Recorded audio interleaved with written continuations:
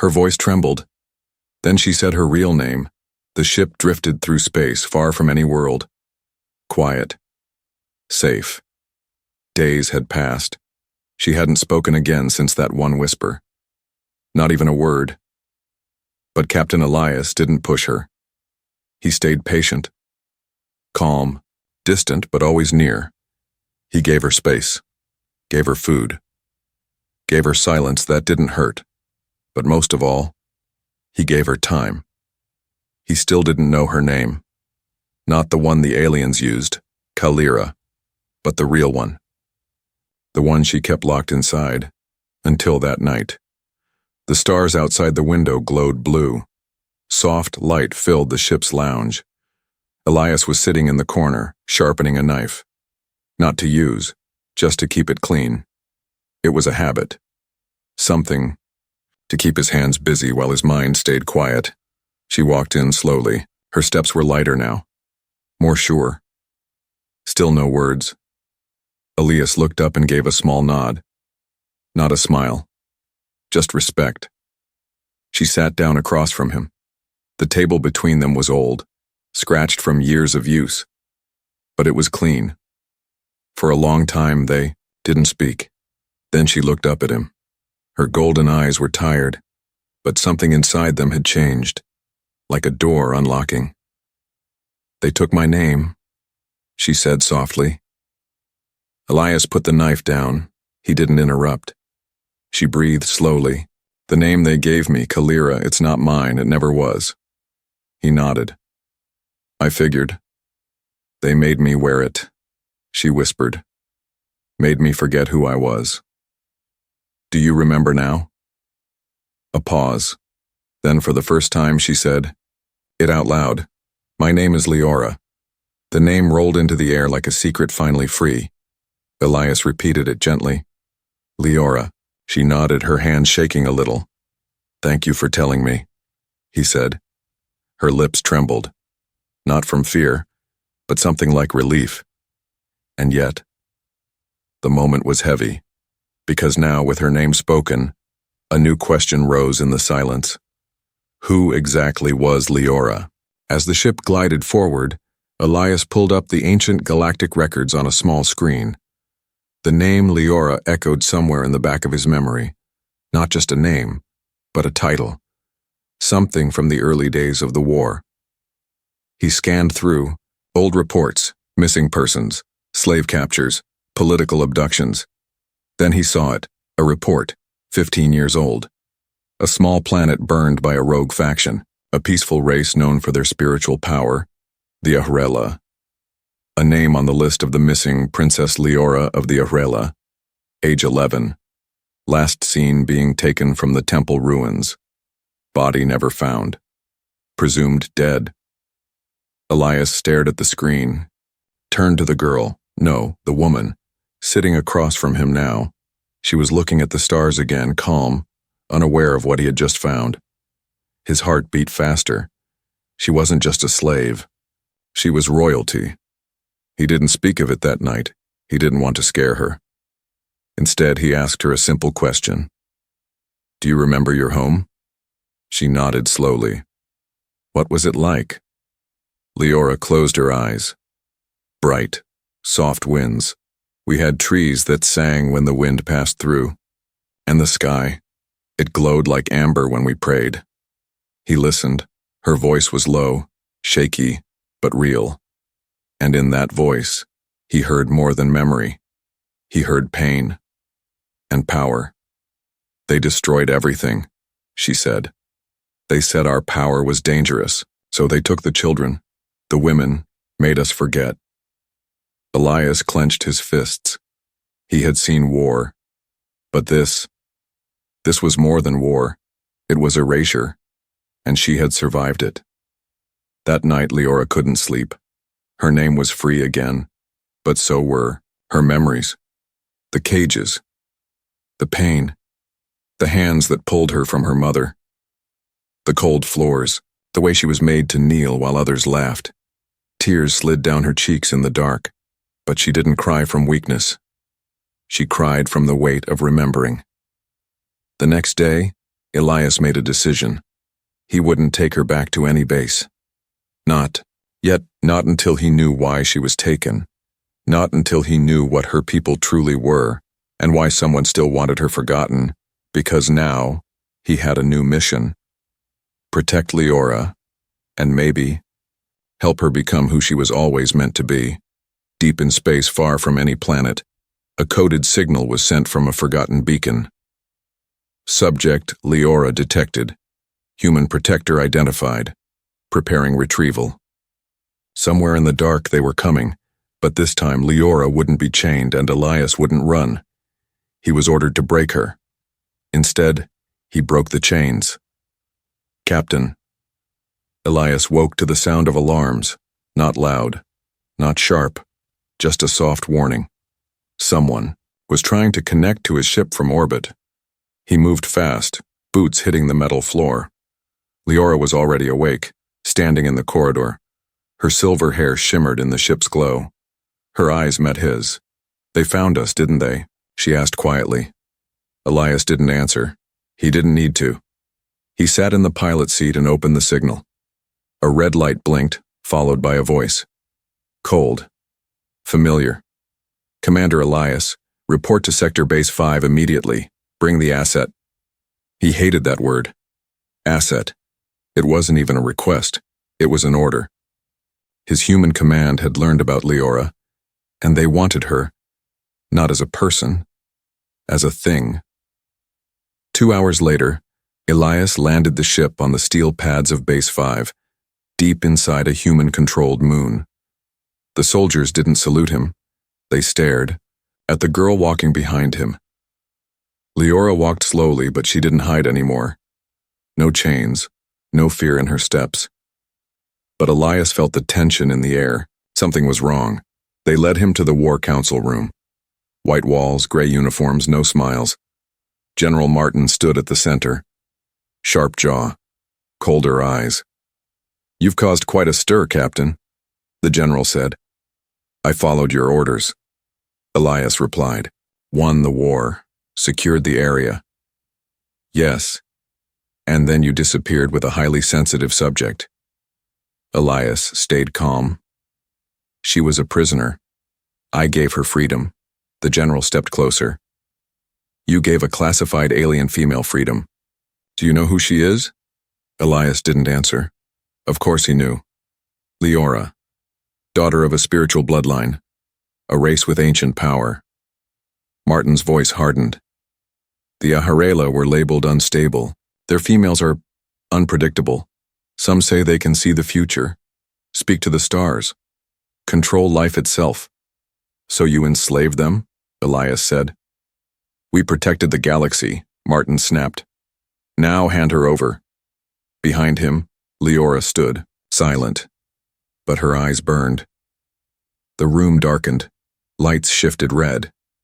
A side door opened. 2 alien officers stepped in. Not human, not allied. War survivors, now working with Earth.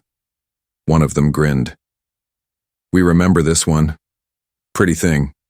Strong, bones, good lungs. She didn't break easy." Leora didn't move. Elias did. He stepped in front of her. "You're not touching her." Martin's voice dropped. "Captain, she's dangerous. She's not one of us." "She's not a weapon," Elias said. "She's a woman. And she's with me." The general gave one last command. "If you won't control her, we will. Take them both." Guards raised their rifles. Everything slowed. Elias didn't blink. He reached for his sidearm, not to shoot, but to drop it. A choice. He faced Leora. "We're leaving." "How?" she whispered. "Fast." The next moments were chaos. Smoke grenades, flashing lights. Elias grabbed Leora's hand and ran, not back toward the ship, toward the launch hangar. Alarms screamed, soldiers shouted. They burst through steel doors, ducking fire. Elias moved like lightning, his body trained, his instincts perfect. Leora followed, heart pounding. But she wasn't the weak girl in chains. Anymore, they reached a supply craft. Small, old but flyable. Elias shoved the door open. She jumped in. He hit the ignition. "Hang on," he said. The engines roared. They lifted off under fire. Plasma blasts hit the hull. Sparks flew, but the ship didn't fall. It soared into space. Behind them, Base 5 vanished into black.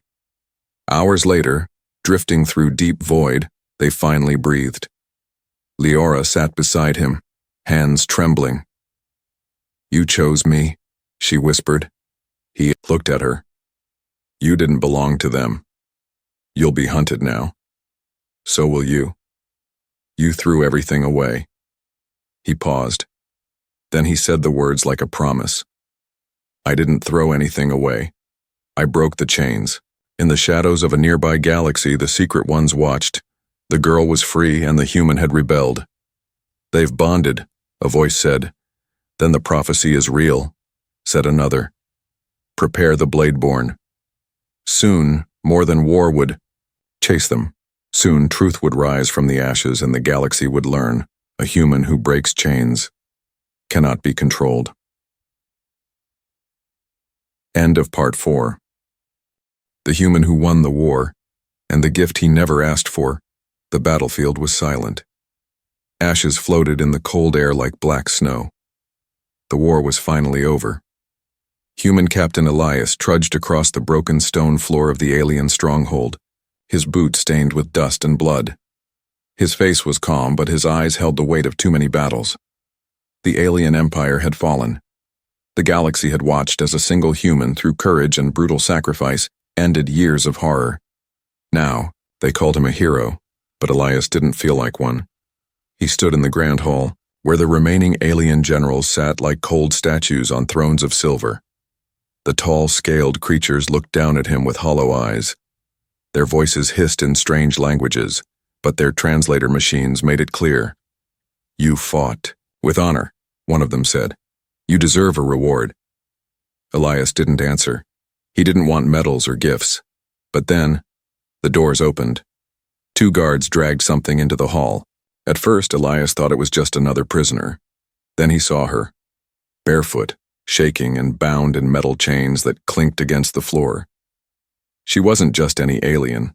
She was young, maybe close to his age, but her skin was a soft silver, and her hair was long, pale, and tangled like moonlight. Bruises covered her arms. Her eyes, bright, golden, and wide, looked down in fear. "A rare female," the general said. "A war prize. She is yours." Elias didn't move. He looked at her again. She didn't speak. She didn't cry. She just stood there, silent and still like a broken statue. Her arms were chained behind her back and her knees were bruised. She had clearly been passed around, treated like property. The hall fell quiet, waiting for Elias to accept the gift. But he didn't say a word. He simply walked forward. Not fast, not angry, just slow and calm like a man walking into a storm. The guard stepped back. Elias stopped in front of her.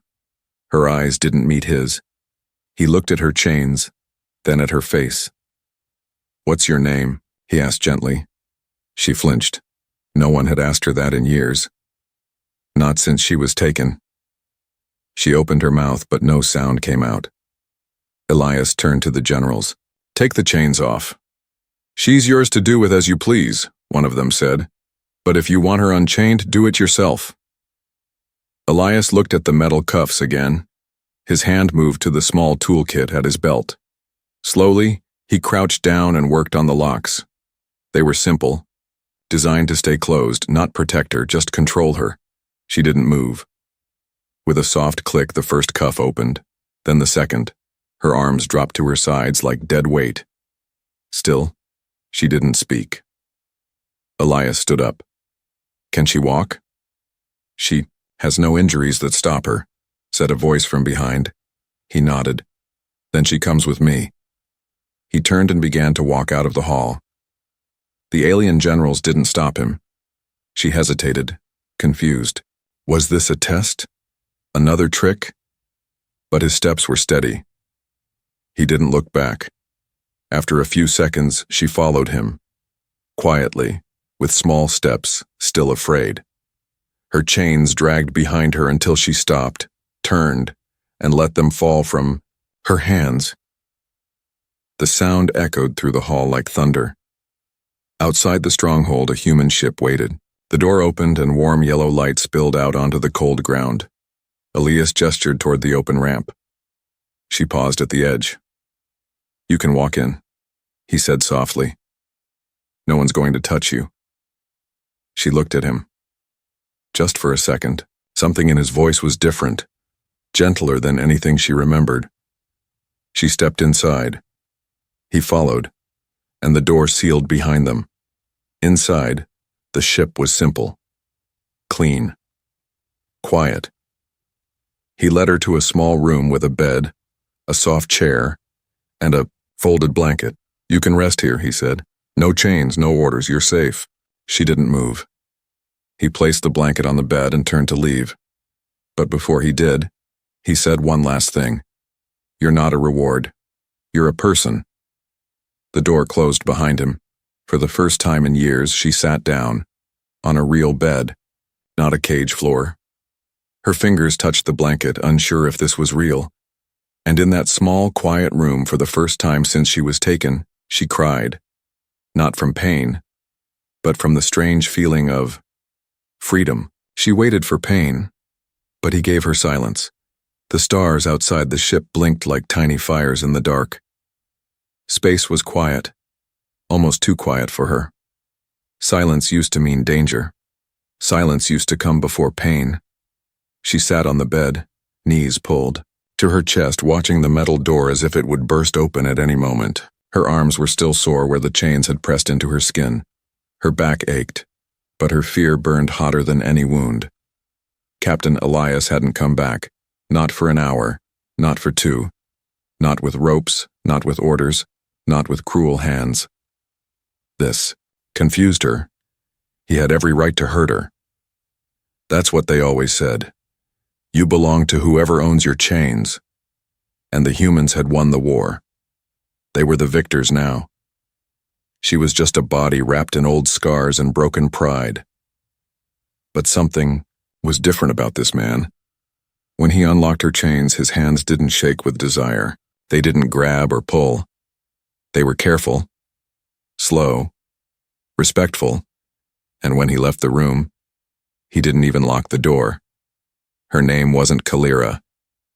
That was the slave name they gave her when she was captured.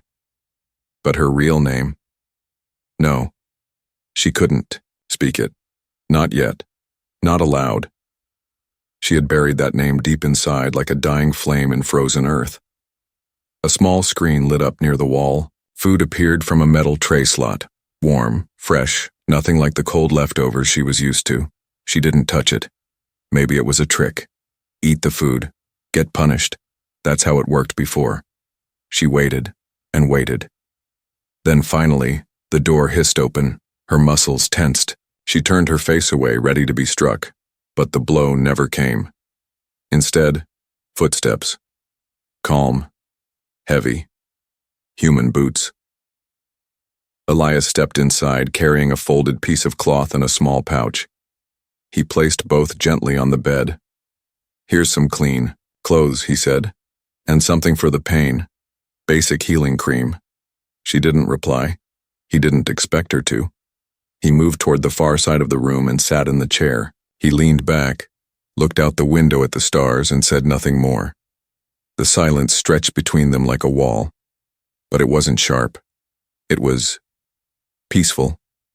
It was the first silence that didn't make her tremble. After a while, she turned, her head slightly, just enough to see his reflection in the glass. He wasn't looking at her. He wasn't waiting for anything. He was just there, breathing, watching the stars, alive. Real. She opened her mouth but didn't know what to say. Her voice had been stolen years ago. Her words felt like sand in her throat. "Still," she whispered, just loud enough to test if sound would come out. "Why?" Elias looked up, surprised, but not shocked. "Why what? Why? Not like the others?" Her voice cracked. He leaned forward. "Because you're not a thing." She blinked. He continued. You're not my reward. You're not my prisoner. You're not mine. You're just you. The words confused her more than chains ever did. She whispered again. I don't know who I am. He nodded slowly. Then maybe it's time you found out. She looked down at her hands. They were shaking, not from fear, from something else. Hope, a dangerous thing. She had hoped once before. It ended in screams and blood, but Elias said nothing more. He just stood, walked to the door, and paused.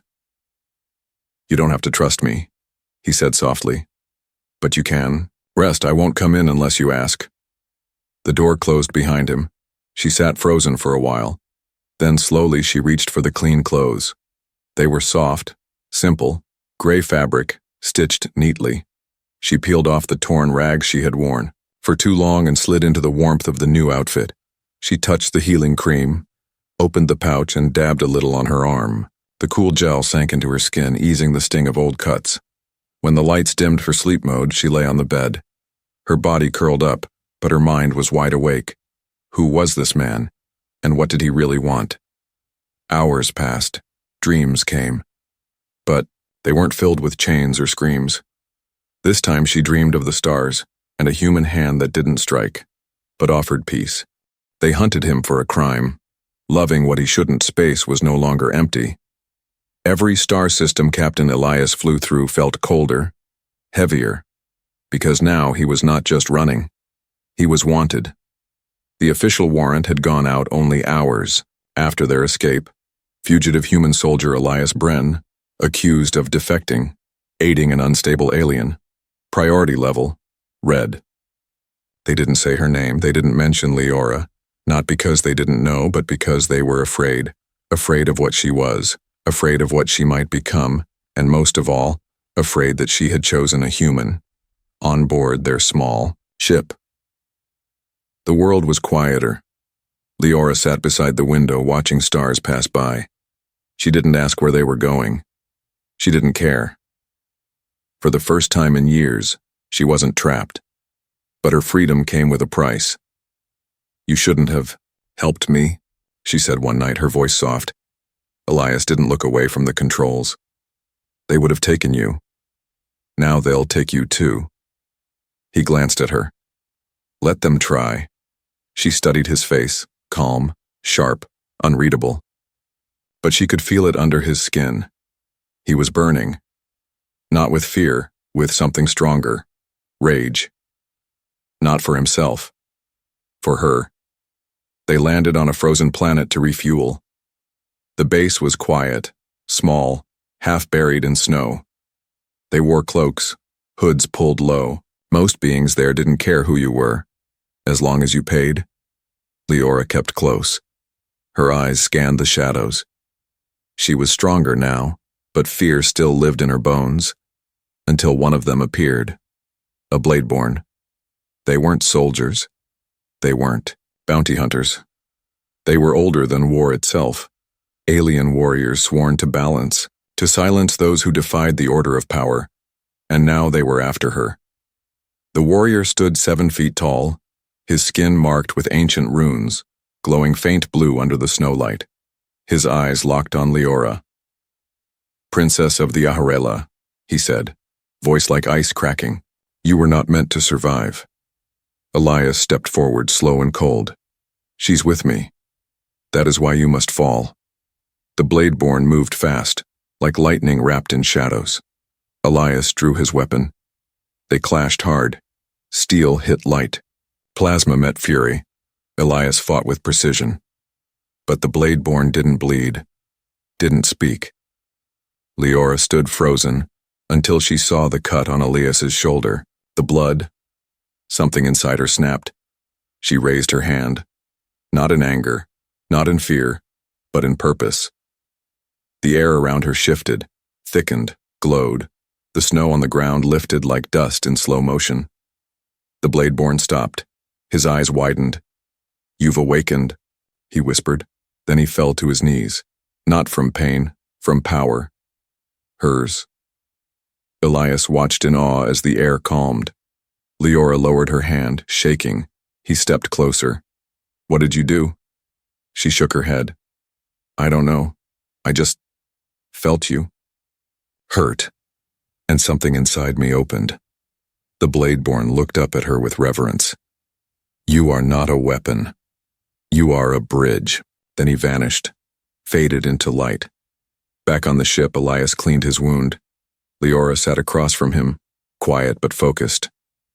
I'm dangerous, she said. No, he replied. You're powerful. They'll never stop hunting me. Then, they'll have to go through me. You don't even know what I am. Elias met her eyes. I don't need to. Why? She whispered. His voice was calm, steady. Because I love you. Silence filled the ship, but it wasn't empty. It was full of meaning, full of heat, full of something that had survived chains, war, and fear.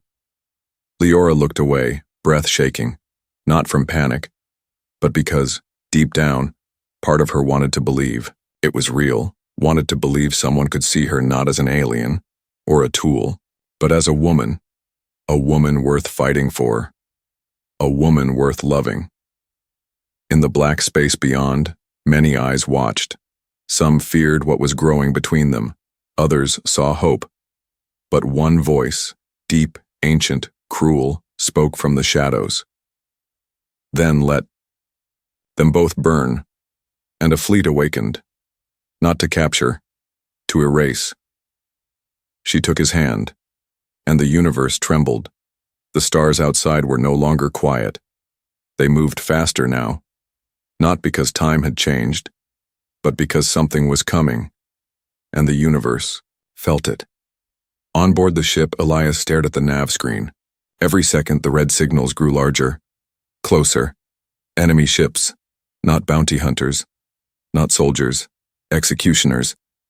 They're not just after you anymore, Elias said quietly. Leora stood behind him, silent. They're after what you carry. He continued. Something older than war. Something even they fear.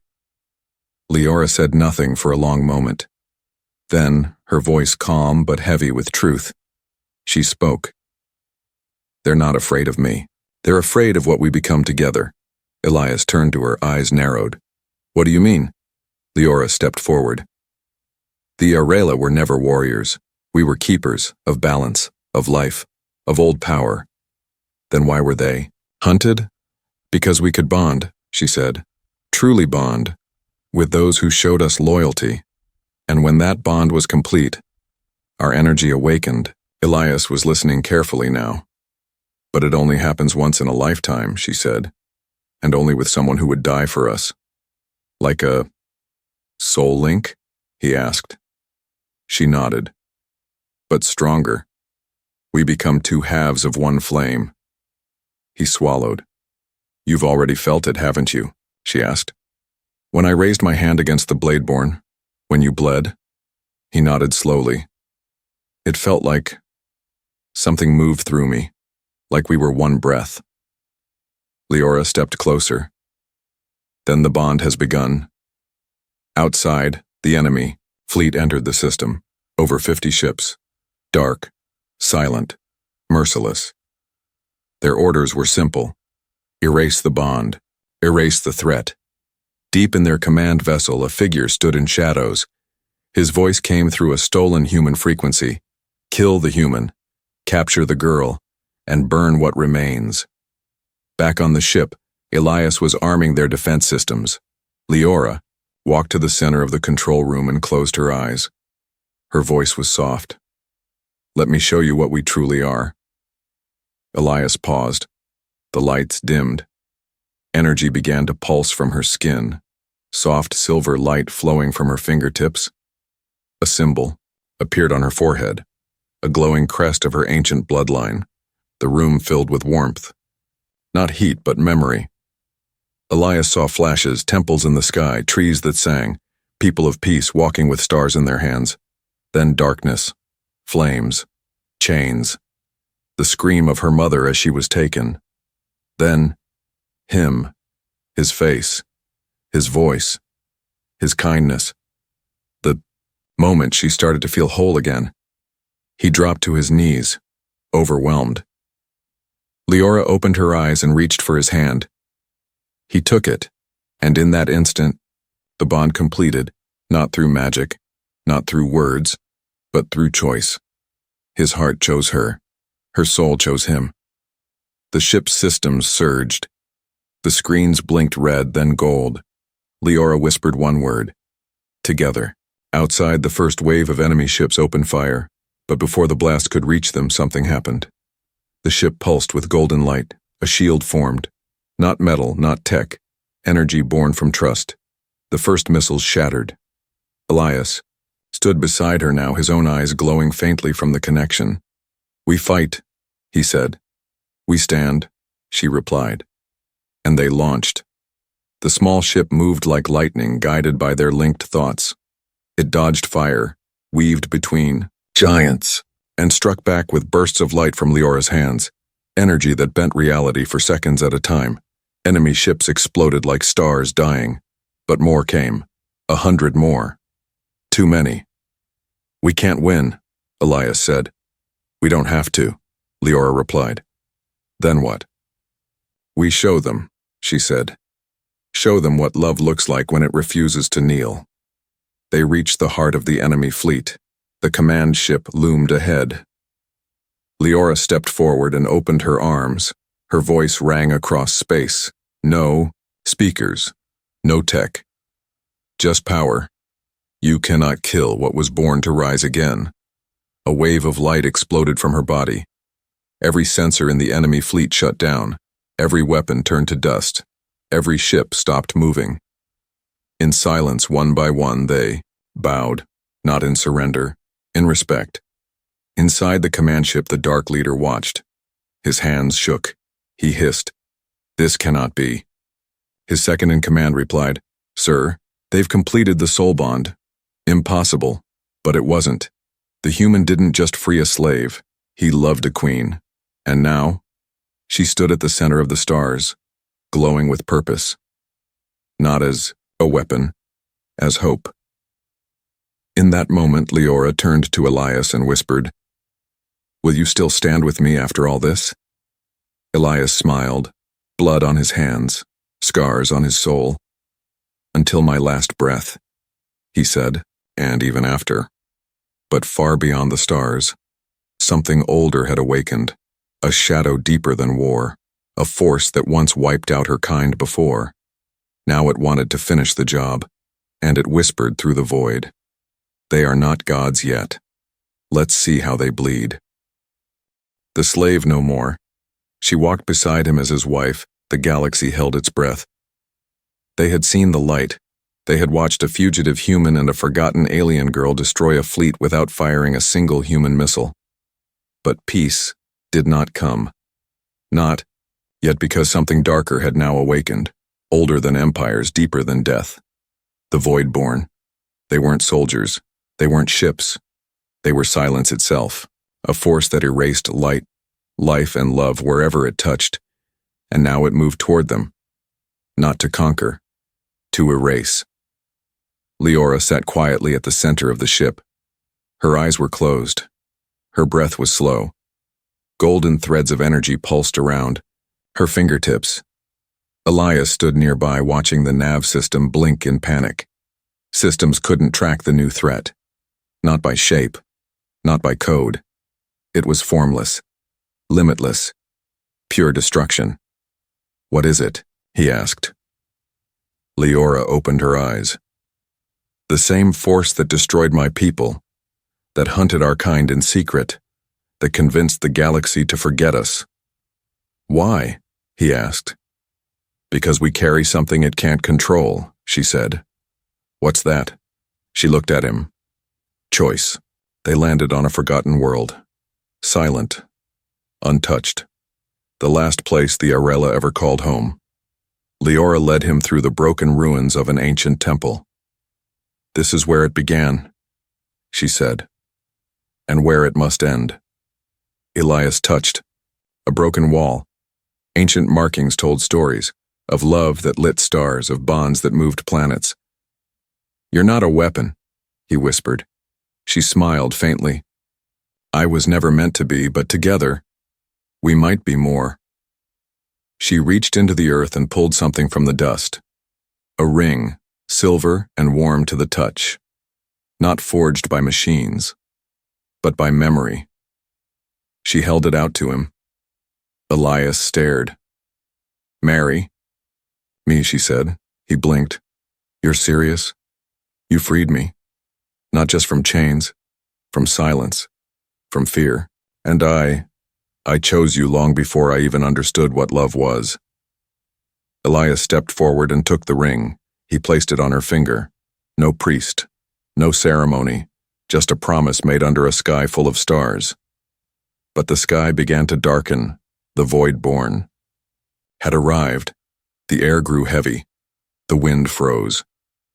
Leora stepped outside, her hand in Elias's. They stood side by side, two beings from different worlds, now one. The sky cracked. From the clouds above, black tendrils reached down, like smoke alive, not solid, not real, but deadly. Elias raised his weapon, but it passed through the shadows like air. Leora didn't flinch. This fight isn't with guns, she said. It's with will. She took a step forward. The shadows hissed. You are nothing, a voice whispered through the clouds. A slave, a pet, a spark easily crushed. Leora closed her eyes. You're wrong. Her voice rang out. Not loud, but steady. I was a slave, yes, but he never treated me like one. I was alone, yes, but he stood beside me. I was broken, but he never walked away. She turned to Elias, and then she kissed him. The kiss wasn't just of love, it was of power. Their bond surged, the temple walls lit with golden light. The sky screamed, and the darkness cracked. The void-born screamed through the heavens, trying to crush them under pressure, fear, memory. But it failed, because Leora stood tall, and Elias stood with her. And when she raised her hand again, this time it was not to destroy, it was to forgive. You feared our bond, she said to the darkness, because you knew it could not be broken. A final blast of golden light shot from their hearts, joined by a circle of stars overhead. The void-born howled, and was gone, like smoke in the morning sun. Hours passed. The sky returned. The world breathed again. Leora leaned on Elias, her strength dimmed but her heart bright. We did it, he whispered. No, she said. We became. Years later, stories would be told, not of soldiers, not of kings, but of a human who took a slave, girls' chains, and turned them into a wedding ring, of a woman who once bowed to all, but now ruled beside one. They never ruled a planet. They never raised a flag. But they lit a fire in the galaxy that would never fade, because they showed everyone what power really was. Not control, not fear, but love, freely given, and loyalty, freely returned. She was a slave no more, and he no longer walked alone. They were husband and wife, soul-bound, galaxy changers, and together they had rewritten destiny.